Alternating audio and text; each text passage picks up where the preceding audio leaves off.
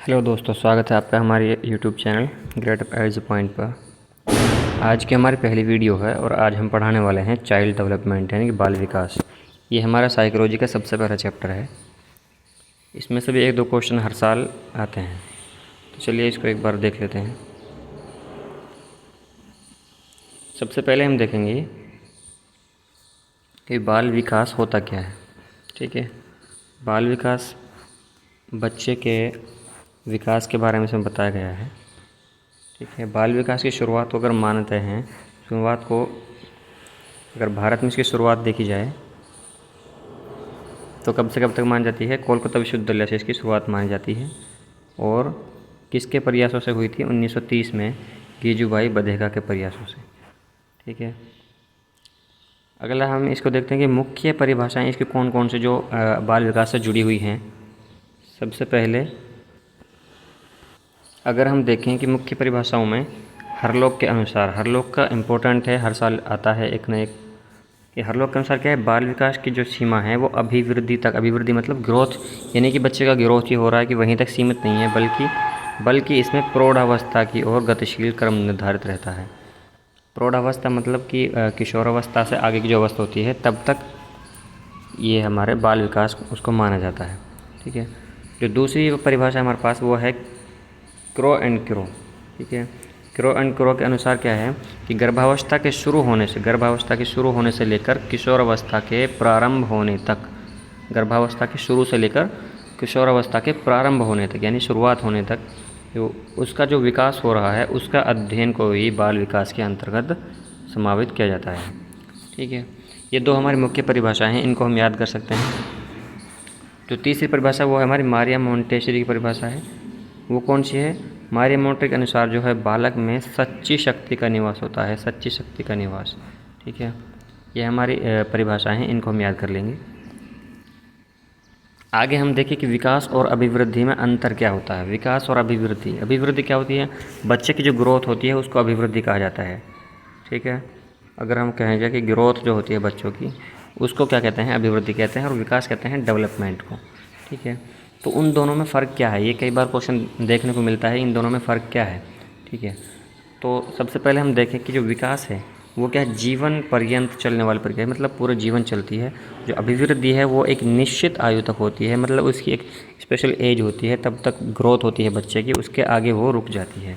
लेकिन जो विकास होता है वो हमेशा यानी कि बच्चे के गर्भ से लेकर या जन्म से लेकर उसके जीवन के अंतिम स्टेज तक वो चलता है। ठीक है, और इसीलिए इसको क्या कहा गया है? इसलिए इसको क्या कहा है? व्यापक अवधारणा है। व्यापक मतलब एक बहुत ब्रॉड यानी कि बहुत व्यापक बड़ी अवधारणा है। व्यापक अवधारणा इसलिए कहा गया है क्योंकि ये जीवन के स्टार्टिंग से लेकर जीवन के अंतिम स्टेज तक ही चलती है।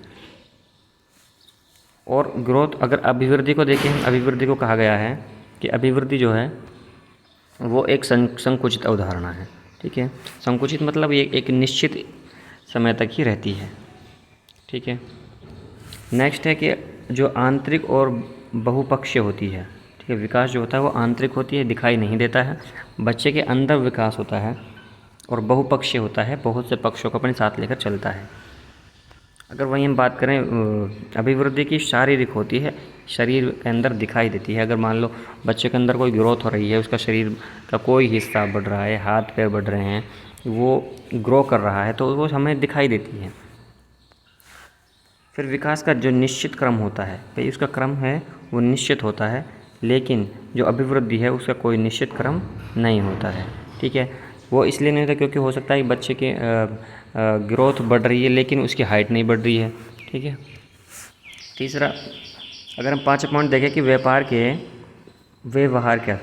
के आधार पर महसूस कर सकते हैं हम कि बच्चे के अंदर कितना मैच्योरिटी जो आती है वो विकास के ज़रिए आती है। हम उसके व्यवहार को महसूस कर सकते हैं कि बच्चा के अंदर विकास हो रहा है या नहीं हो रहा है। ठीक है, और जो अभिवृद्धि है उसको हम माप तोल सकते हैं, और व्यवहार जो विकास होता है उसको हम माप नहीं सकते हैं। ठीक है, इसके अलावा अगर हम देखें कि जो विकास है वो क्या दिखाई नहीं देता है, और विकास का एक ही अंग होता है। अगर हम विकास की बात करें, विकास दिखाई नहीं देता है और वो स्पष्ट दिखाई देता है।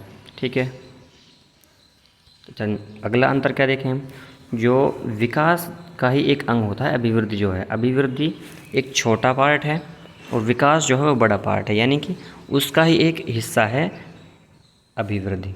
ठीक है, स्वतंत्र रूप से जो विकास जो होता है उसका स्वरूप आंतरिक होता है, वो बच्चे के अंदर उसका विकास होता है।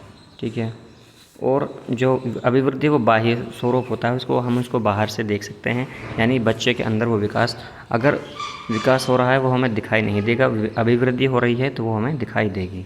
ठीक है, और अगर हम देखें कि जो विकास होता है उसका कार्यात्मक पक्ष से होता है, यानी कि वो बच्चा अपने कार्यों में कुशलता लाता है जब विकास हो जाता है। ठीक है, इसी के साथ अगर हम देखें कि जो अभिवृद्धि होती है, अभिवृद्धि में बच्चा के रचनात्मक परिवर्तन होता है, भाई शरीर की संरचना है उसमें बदलाव होगा, शरीर के अंग जो हैं वो बढ़ेंगे। ठीक है, हाथ पैर बढ़ेंगे, ग्रोथ होगी, तो ये जिसको रचनात्मक परिवर्तन हम बोल सकते हैं।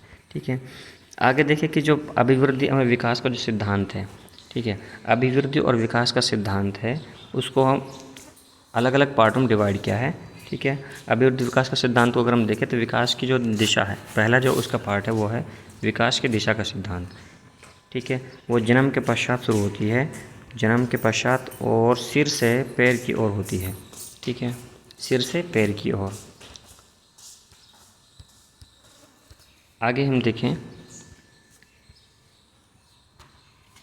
कि जो इसका दो प्रकार बताए हैं, कुप्पुस्वामी जो हैं हमारे एक मनोवैज्ञानिक हैं, उसने दो प्रकार बताए हैं।